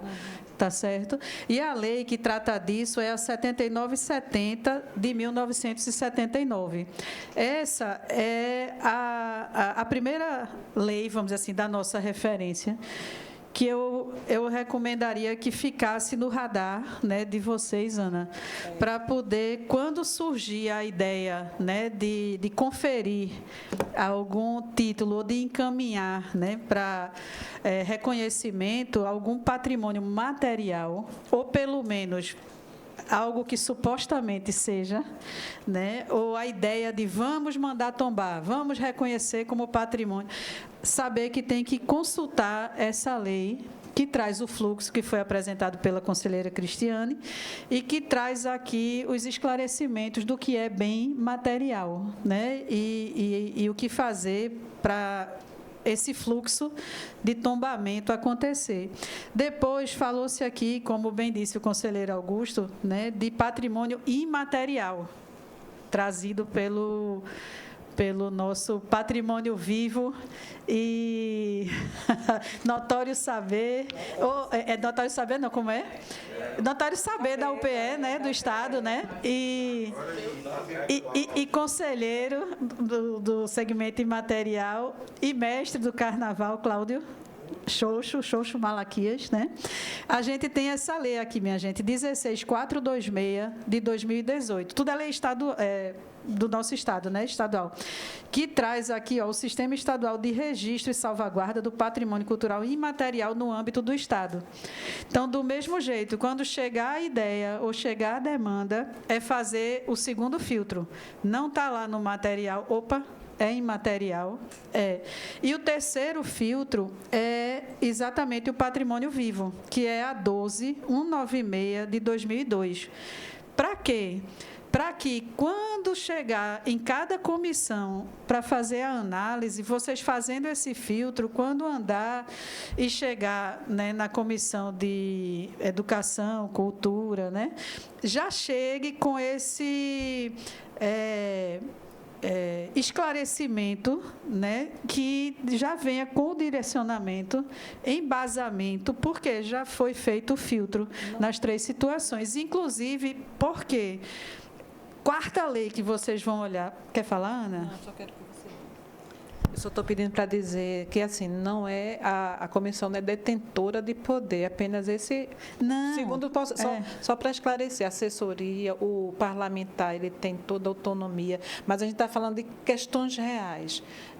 Passando pela comissão, se vai para uma reunião ordinária, é votado, se é liberado, votado no plenário. Só que aí vai ter que ir para o processo extra casa. Aí eu queria que você apenas dissesse assim, qual seria o melhor caminho para que a gente não tivesse, depois de tanto trabalho, que eu sei que o parlamentar, ele tem esse olhar, ele quer contemplar o segmento que representa, mas aí, por não estar alinhada à legislação... Trava e volta, né? Qual a maior sugestão que você está dizendo de quando seria... É importante que nem a comissão precisasse, né, fazer o filtro, mas que na própria assessoria, né, viesse... Estava falando ali com ela, que ela tem uma proposição, a assessora, né? Esqueci seu nome, assessora. Geórgia estava falando ali que ela está construindo, para que essa solicitação, essa submissão de indicação realmente seja, que vai ter que passar por vocês, mas que passe com esse aval, só com a constatação que foi contemplada e volte para que venha realmente ser sancionado. Então, aí eu vou voltar para a lei de tombamento, que todo mundo, né, a primeira que vem à mente. Ela tem aqui o fluxo, né, que vai estabelecer aqui, ó. Primeira coisa, quem pode propor... Desculpe, destombamento não, tombamento. Espera aí. Deixa eu fazer só um comentário logo antes aqui. Ó. Veja aqui o artigo 4. Consideram-se tombados pelo Estado, sendo automaticamente levados a registro todos os bens que, situados no território, sejam tombados pela União. Então, assim, foi tombado pelo IFAM, automaticamente é reconhecido como patrimônio no estado de Pernambuco. Foi falado pela conselheira Cristiane. Então, já nem precisa a gente pedir, já é automaticamente, porque está previsto na lei. Tá certo? A outra questão é aqui, ó, a abertura do processo de tombamento, que é o parágrafo 5, o parágrafo 5º do artigo 2º, né? Então, o tombamento ele é de ofício ou mediante proposta, tá certo? Por resolução do Conselho Estadual, né, de Cultura, que hoje é o de Patrimônio, porque essa lei é de 79. Tá certo? Então, ele vem aqui no parágrafo 5º, aqui, ó, a abertura do processo de tombamento por despacho do secretário de Turismo, Cultura e Esporte, que era a nomenclatura da época, hoje é a Secretaria de Cultura, né, deferindo a proposta que foi feita, que foi apresentada, ou por uma decisão preliminar do Conselho de Cultura, que agora é o Conselho de Patrimônio, que, de ofício, assegura ao bem o exame até a resolução final. Então, o que é que está dizendo? Uma vez apresentado à Secretaria de Cultura, esse pedido sendo deferido pela secretária de que deve seguir e virar processo, automaticamente ele já passa a ser protegido por essa política que foi mencionada aqui na frente. Tá certo? Ao passo que, se eu não sigo esse caminho e simplesmente eu concedo o título, é só um título, é uma honraria, mas não é enxergada pelo Sistema Estadual de Cultura, pela política de cultura, conforme mencionado aqui. E uma outra questão para os assessores, né, que a gente sempre tem contato, após 10 anos, aquele título concedido, veja, pelo menos assim, algo que a gente se deparou, que eu acredito que é importante, é uma reflexão sobre isso. Após 10 anos, esse título ele é revisado em material, né? E aí era tão bom, Ana, se você falasse um pouquinho, porque eu sei que algumas pessoas, né, tem a representação aqui que trabalham muito com a cultura popular, como é importante saber dessa condição. Tá, então aí a gente estava falando do tombamento dos bens materiais. Essa lei aqui, 7970 de 79, que está no nosso radar para ser apresentada uma proposta de revisão, de atualização dela. A outra é a 16426 de 2018, que trata de patrimônio cultural imaterial, certo? Então, essa é a que nos interessa nesse momento, que está aqui instituindo o Sistema Estadual de Registro e Salvaguarda do Patrimônio Imaterial no âmbito do Estado de Pernambuco. Tá? E aí vem dizendo o que é patrimônio cultural imaterial, que são exatamente as práticas, representações, expressões, conhecimentos e técnicas, junto com seus instrumentos, objetos, está tudo aqui discriminado, né? Então, é aquele outro filtro. Quer trocar? Ou quer que eu pegue em cima? Não sou eu que estou pegando em cima, né? E aí, a forma de proteger isso é pelo registro. Então, 2 nomenclaturas para a gente se acostumar. Foi físico, tombamento. Foi imaterial, registro, tá certo? É a forma de reconhecer e valorizar isso na nossa cultura, tá certo? E a salvaguarda são as formas de garantir essa viabilidade desse patrimônio imaterial continuar existindo, continuar protegido, continuar funcionando. E aí aqui a própria lei já traz o que é que se enquadra nisso aí, com esses 4 incisos. Tá? Podem ser saberes, fazeres, festas, celebrações, formas de expressões literárias, musicais, plásticas e até lugares ou espaços de concentração que têm representatividade, como, por exemplo, o terreiro, que é reconhecido como patrimônio imaterial, não pela sua construção arquitetônica, mas pela importância que ele tem para aquela representação religiosa, social daquele território, tá? Então, por isso esse filtro e esse radar, né, fazem importante, significativa diferença. Aí vem o processo de registro, minha gente, como do mesmo jeito lá. Ele tem os livros para registro, como tem no material, que fica lá descrevendo, né, o processo. E aqui, quem são as partes legítimas para requerer a abertura desse processo. E aqui vem, a própria Secretaria de Cultura, mas também, a ALEP. Então, vocês aqui encaminham, depois dos trâmites internos, para exatamente, né, o processo de registro acontecer. O próprio Conselho, o Conselho Estadual, o Conselho de Cultura, a Fundarp, as prefeituras, está certo? Qualquer cidadão, tá, pode fazer aqui a apresentação. E aqui, o que deve ser anexado, as evidências, aquela documentação histórica, né, a importância daquela recomendação, né, com documentação iconográfica, audiovisual, bibliográfica, se já tem alguma proteção municipal, né, e se aqui, como foi falado por Lana, a comunidade concorda, porque se não fizer sentido para a comunidade, não tem relevância, né? Não tem. E aí vai ser validado pelo secretário de Cultura, mas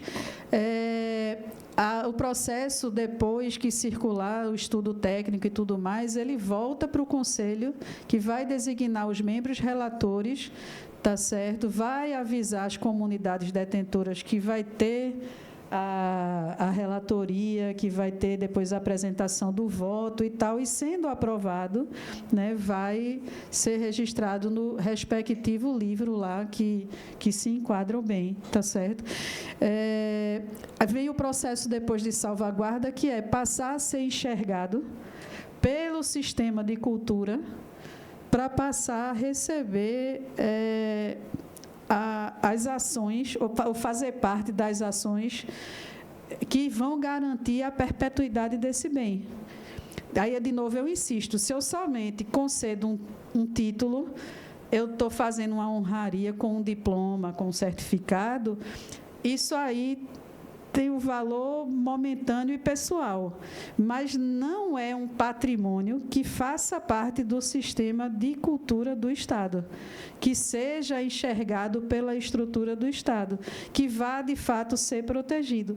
E pode induzir o leigo, a população em geral, a um entendimento equivocado. Aquilo ali é patrimônio de Pernambuco. Não é.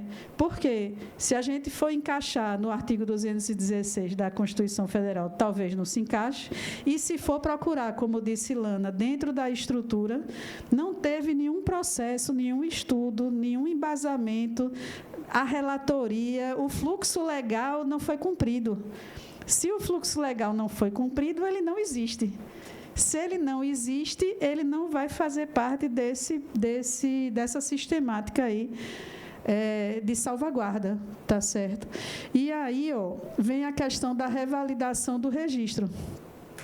Né? E aí, cabe à Fundarp instruir o processo de revalidação, que foi o que a Ana Dácia estava falando, a cada 10 anos, para acompanhamento da evolução, da manifestação cultural e revalidação do título. Tá?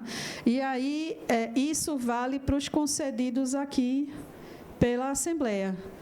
Por quê? Porque eles são concedidos em data anterior a 2018, né? E, ao completar 10 anos, eles passam por uma reanálise que a Fundarp traz e apresenta no Conselho, e o Conselho vai ou revalidar, ou autorizar ou pedir a abertura de um processo formal para entrar no fluxo normal, para ser enxergado pelo sistema de cultura do Estado.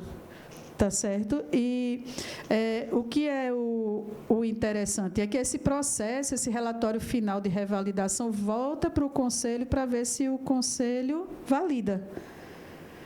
Porque pode ser que, nesses 10 anos, não faça sentido revalidar, né, esse bem. Ele não tem importância significativa, né, para o Estado. E aí, quando aprova...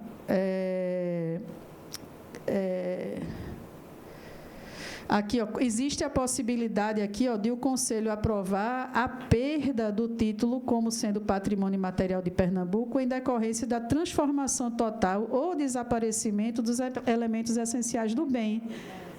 Eles não... Tu lembra de algum, Cris, que deixou de... Não, né? Agora, aqui, que foi revalidado, a gente teve... Diz aí... Lembra cocada, alguma coisa, parteira? Alguém lembra que passou recentemente para a gente? Bolo de rolo. Lembra? Frevo. Não, mas frevo já é nacional, né? Hã? Mundial, né? Tu lembra? Eu lembro... Eu prometo trazer no dia 27. Eu não lembro de cabeça, eu já deixo aqui para o dia 27, o nosso próximo encontro, a gente trazer esses exemplos de revalidação para vocês entenderem, né? E já deixa marcado na agenda, dia 27, a leitura dessa documentação, porque vocês já trazem as dúvidas, né? E a gente já faz aqui os esclarecimentos e amarrações. A outra lei que eu ia mencionar é essa aqui, 15.430, que a gente está falando do Conselho, né? Nós somos aqui, o Conselho Estadual de Preservação do Patrimônio Cultural de Pernambuco. Né? Alguns confundem com o Conselho de Cultura. Conselho de Cultura também é estadual, é outro conselho que tem um olhar para o fomento às práticas culturais. Tá certo? Tem outra formação, tem outro propósito, tem outra estrutura. E a gente né, representa esse Conselho Estadual de Preservação. Então, para ficar mais claro, Conselho de Cultura fomenta a cultura. Nós, Conselho de Preservação, né, olhamos para a proteção, preservação do patrimônio. É um conselho mais técnico, né? De um lado quer que aconteça, aí a gente do outro lado quer cuidar, quer zelar, quer proteger, tá certo? Esse conselho, né, essa lei é de 14. Esse conselho está na 5ª legislatura, né? Ele tem duração, cada legislatura, de 2 anos. É um conselho de Estado, independe do governo, independe de quem está à frente do governo, né? E os conselheiros da sociedade civil são escolhidos por voto, por escolha, por eleição, né, dos segmentos, tá certo? E os representantes do governo por indicação da governadora. Agora, a lei já traz aqui, e vocês vão ler depois com calma, eu não vou ler ela toda aqui, mas traz aqui, ó, as nossas, já diz aqui que é um órgão colegiado, cadê ele? É um órgão colegiado de caráter propositivo, consultivo, técnico e deliberativo. Por isso que é o conselho que delibera se valida ou não, né? E aí, vejam, Cristiane começou a fala dela falando de Secult, falando de Conselho de Preservação e falando de Fundarp. Então, essa tríade que ela mencionou está aqui assegurada por essa lei. Tá? E aí, veja, aqui vem as competências. Então, propor diretrizes e outras medidas para a tutela patrimonial, aprovar planos de proteção, restauração, conservação, revitalização e etc. Decidir sobre tombamento e registro de bens materiais e imateriais, determinando sua inscrição no livro de tombo e no livro de registro, respectivamente, conforme aquela lei lá que a gente viu, de tombamento e a outra, né? Então, esse inciso 3 aqui, ó, já tem que estar no radar de vocês, tá certo? E do mesmo jeito que concede, também tem aqui, ó, decidir sobre a extinção do tombamento. A gente pode dizer assim, eita, então pode destombar. Pode. Se tomba, destomba. Tudo que vai, volta, né? Então, pode destombar também mediante relatoria, mediante apresentação de voto, mediante estudo, que demonstre que não faz mais sentido aquele tombamento, aquela proteção, né? Então, está aqui com a gente. E aí, do mesmo jeito que leia-se aqui tombamento, entenda-se registro. Porque a lei de registro é posterior aqui, e aqui não se usava, né, a nomenclatura do registro, mas ela já diz lá. Tá? E também deliberar sobre a concessão do registro do patrimônio vivo, conforme a lei de patrimônio vivo, que eu vou mostrar já, e fomentar aqui o funcionamento de conselhos municipais. E aí eu faço um parênteses dizendo que a gente, ao longo desse ano, firmou uma parceria com o Ministério Público, e a gente percorreu 5 municípios estrategicamente escolhidos para poder juntar os municípios do entorno e fazer exatamente uma apresentação semelhante a essa, mostrando o que é patrimônio, sistemas de proteção, o que são bens materiais e imateriais, patrimônio vivo, escutar os fazedores de cultura, os gestores municipais, e levar para eles e trazer deles, né, essa troca de informação, deles saberem a importância deles localmente. Porque em algum momento foi falado aqui que, às vezes, o bem é importante e reconhecido localmente, que talvez na abrangência do Estado não faça sentido, mas localmente faz todo sentido, porque é o território dele, é onde está a comunidade, é onde está aquela manifestação, e ali é o melhor lugar para ela ser protegida, do mesmo jeito o bem material. E o município precisa ter esse olhar com esse Conselho de Patrimônio em escala municipal, porque melhor do que ninguém que está na ponta, que conhece de perto, para dizer que aquilo deve ser reconhecido como um patrimônio, né? Muito melhor do que quem está distante, que somos nós, ou até o IFAM, que está mais distante ainda. Então, precisa ter uma visibilidade muito grande para poder ganhar essa escala. Mas no município, que já está ali convivendo e sabe a história e reconhece, é o lugar mais próximo e mais apropriado para fazer esse reconhecimento, tá? Então, a lei prevê essa possibilidade de fomentar, e é o que a gente, né, espera que aconteça, tem tentado fazer, espera que aconteça. E aqui, para terminar, deixa eu ver o que mais aqui. Não, é aquele só fala que tudo que tinha lá do antigo Conselho de Cultura, né, no que diz respeito à preservação, vem para a gente. E o Conselho de Cultura continua com suas atividades de cultura. Tá? Então, pelo menos, minha gente, essas 4 que a gente viu aqui, né, e... Deixa eu ver, só mais uma.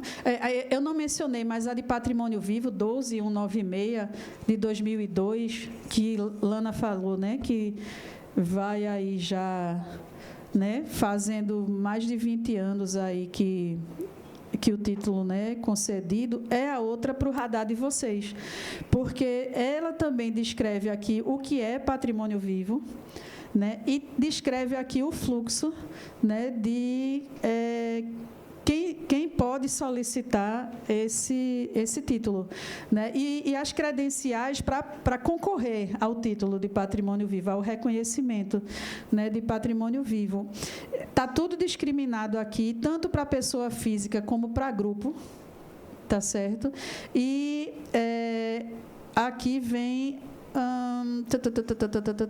deixa eu ver aqui... Vem falando da gente aqui, da parte aqui de inscrição, né, e cancelamento da inscrição, e vai ter aqui o processo de registro. Vem alguns comentários aqui, mas um dos proponentes, a Alep. Então, dominando isso aqui, sabendo acolher as demandas e orientar, vai ajudar para que isso flua, para que a gente tenha um número grande de inscritos que vão passar pelo processo de escolha. Eu estava segurando no canto errado. Pelo processo de escolha, né? E vai fluir, tá certo? E o detalhe, só para terminar, é que aparece de novo aqui a gente, Conselho Estadual de Preservação do Patrimônio Cultural está aqui de novo, como sendo responsável por todo esse processo diretamente aqui de escolha, de análise, de deliberação, de tudo. Então, começa propondo, apresenta a documentação pertinente, faz-se o processo de análise, depois faz-se a votação, a escolha, né, e depois faz-se o reconhecimento formal, né, a formalização e aí a divulgação. E esse ano todo ano a gente faz, né, na Semana do Patrimônio. Esse ano a gente teve no Cine São Luís, com o reconhecimento, né, de todos eles lá, e apresentação e tudo mais, né, sendo titulados. Estava a governadora, estava a secretária de Cultura, estavam prefeitos, estavam, né, representantes do Legislativo. Então, assim, é um fluxo que já está desenhado. Se a gente se apropria e a gente procura seguir, todos ganham. E aí o que a gente espera é que isso, né, que Pernambuco, que a gente se estruture dessa forma, se organize dessa forma, porque aí a gente está contribuindo para a proteção do patrimônio cultural do nosso Estado.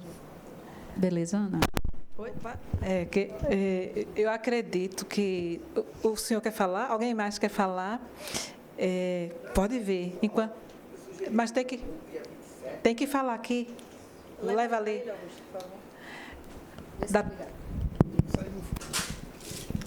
A próxima é no dia 27. Acharia importante convidar o setor de patrimônio material e imaterial do IFAM para a próxima estar aqui presente, o IFAM.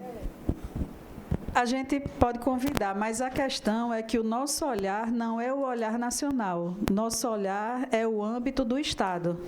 Tá? Então, tudo bem, mas o nosso olhar é para o patrimônio no âmbito estadual com as os nossos procedimentos e a nossa legislação, entendeu? Para a gente não levar a discussão para o nível nacional, porque não é a gente se afasta do nosso foco. E o nosso alinhamento aqui precisa ser no âmbito estadual. Excelente sugestão. Eles serão convidados. Excelente sugestão. Alguém vem para cá para você também ser filmado? Tem que aparecer. Nós já estamos terminando, aguarda só mais um pouquinho. Tá. Não, eu só queria, esse último comentário, até me perdi por conta da intervenção do colega, mas porque é importante a presença dos colegas de IFAM e etc., mas o que a gente está debatendo aqui é a lei estadual, né? E como é que a Assembleia se porta diante do Conselho também. Talvez em outra oportunidade o IFAM possa contribuir, enfim. Bem, voltando aqui para a nossa legislação, o que eu queria chamar a atenção é que quem puder vir na próxima reunião, recomendo que dê uma olhada nessa legislação, principalmente a lei do tombamento e a lei do registro. Em alguns pontos, elas são bastante semelhantes. Assim, você vai conseguir, a partir da leitura, você percebe a semelhança do direcionamento que as coisas têm que ter dentro do trâmite interno administrativo, mas você vai perceber também que existem questões de data. Assim, a lei de tombamento ela é muito mais antiga do que a lei do registro material. Então, isso já coloca questões que são vistas hoje, mas que antes não foram observadas. E até o tratamento que é dado. A gente pode pensar numa relação entre a ideia do destombamento e a ideia da revalidação do registro. Sabe? Aprendi. Essas coisas assim, elas têm nomes diferentes, mas talvez elas estejam falando das mesmas coisas. Talvez o destombamento seja um processo já falido, né, da revalidação do tombamento, de algo que já não vale mais a proteção do Estado. Eu queria também que vocês prestassem atenção na ideia de propriedade, que eu acho que isso, na lei de tombamento, é importantíssimo, porque... E aí eu acho que é onde a gente vai perceber também, quando a gente olha para do registro, a ideia dos detentores, né? A propriedade de um bem material, que está dentro de uma ideia do capital, da mercadoria, mas no registro do imaterial já são os detentores. Assim, é outro tipo de propriedade, a gente não está falando de materialidade pecuniária aqui. Uhum. Mas na parte do patrimônio, sim. E veja a responsabilidade que é tombar um edifício, porque ele não está tratando, ele não modifica a propriedade do bem. O bem passa a ser tombado, mas ele continua seu, ele não passa a ser do Estado. Ao mesmo tempo, a lei não garante nada que aquele patrimônio seja preservado. Ela traz a responsabilidade do proprietário, mas não existe na lei algo que garanta que seja multado, que ele seja fiscalizado. Está entendendo? Então, veja, a fragilidade do tombamento aí. Tem alguma coisa que a gente pode melhorar já, porque já é uma coisa que a gente percebe hoje em dia. Talvez na época não tenha sido observado, mas a ideia da salvaguarda que você já tem na lei do imaterial, que é do acompanhamento, da divulgação, que a Fundap tem essa responsabilidade, na lei do tombamento não tem isso. Ao mesmo tempo que na Constituição Federal somos todos responsáveis pelos nossos patrimônios. Assim, a sociedade civil também tem responsabilidade nisso, nessa salvaguarda. Então, assim, são textos que eles instigam uma reflexão muito profunda de como a gente vai lidar com os nossos patrimônios.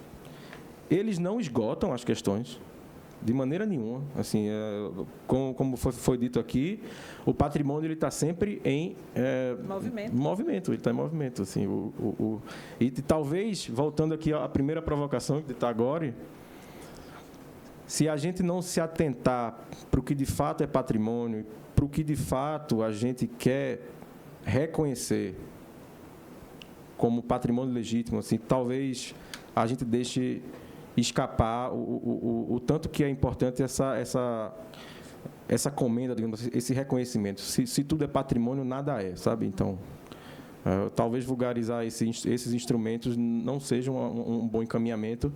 E aí chamo a atenção para a responsabilidade que a gente tem que ter nesses momentos. E eu acho que o próprio processo que está estabelecido nesses textos, ele deixa muito claro que as coisas não acontecem da noite para o dia. Eles precisam tramitar de uma forma administrativa adequada, de uma maneira que está estabelecida, para que as coisas não sejam feitas à revelia do que está estabelecido, né? Precisa cumprir esses trâmites para que seja legitimado de fato. E a gente possa ter, de fato, a gente possa reconhecer o que é patrimônio, né? Não é fácil. Obrigado. Obrigada. Nós queremos agradecer, em nome do presidente da Comissão de Educação, Cultura, Esporte e Lazer da ALEP, deputado Renato Antunes, nós agradecemos profundamente a participação, a cooperação, colaboração e essa união do Conselho junto com a Casa. Como foi precioso, né, esse momento. E eu acredito que depois de hoje, acho que nós teremos adesão de outros assessores. E eu acredito que tem uma tarefa para nós, né, assessoria parlamentar, de mergulharmos nessa legislação. Ana, você pode dizer as leis, quem estiver anotando, anota aí as leis que são importantes, né, para a nossa construção, né, de proposição junto com o parlamentar. Pois não, Ana. Eu vou começar pelo artigo 216 da nossa Constituição, tá certo? Que estabelece o que é patrimônio cultural brasileiro. Então, artigo 216 da Constituição Federal, tá?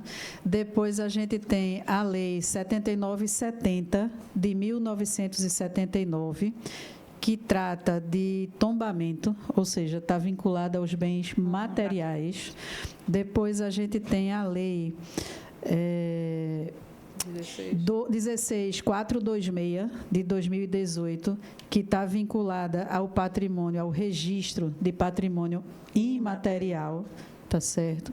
E a gente tem a Lei 19196 de 2002, que está vinculada ao patrimônio vivo, tá? Então, os nossos patrimônios material e imaterial vivo, tá? A gente tem também a lei, deixa eu ver aqui, 15430 de 2014, né, que trata do Conselho Estadual de Preservação, né? Como a gente viu aqui rapidamente, tem as definições da atuação do Conselho, né? E tem aqui também, cada lei dessa tem a participação da ALEP. E aí, vocês olhando isso, quando a gente voltar no dia 27, tragam as dúvidas, tragam os comentários, tragam eventuais exemplos que vocês, né, tenham em andamento, tem tratativa e não, né, e entender por que não tramitou, ou onde, né, se enquadraria, ou como esse exemplo que foi trazido aqui, foi comentado com Lana, né?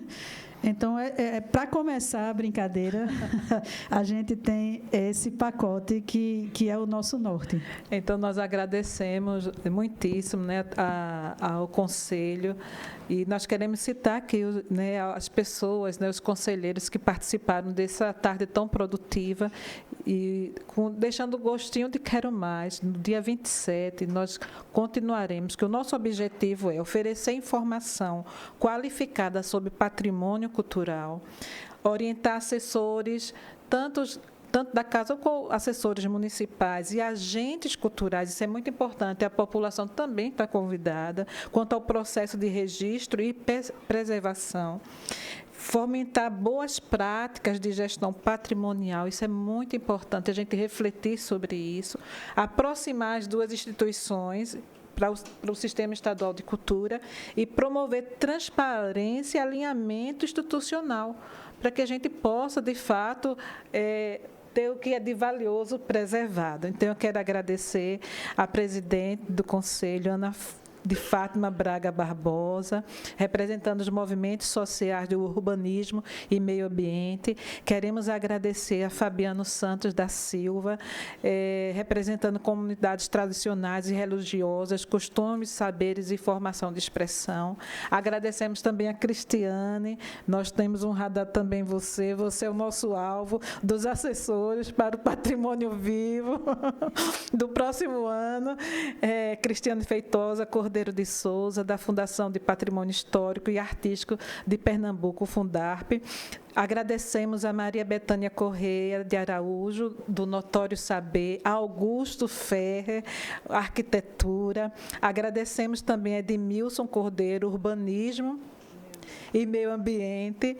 Agradecemos a Cláudio Brandão, do Imaterial, e a equipe da Casa dos Conselhos, que, para quem não sabe, eles estão aqui na casa, né, na LEP, desde manhã, fizeram seu pleno para estar próximo aqui conosco, e à tarde estamos terminando esse momento tão rico de tantas informações para que a gente possa contemplar os eixos centrais desse debate, que primeiro o que realmente significa tombar o bem cultural e o que isso implica em termos legais, técnicos e financeiros.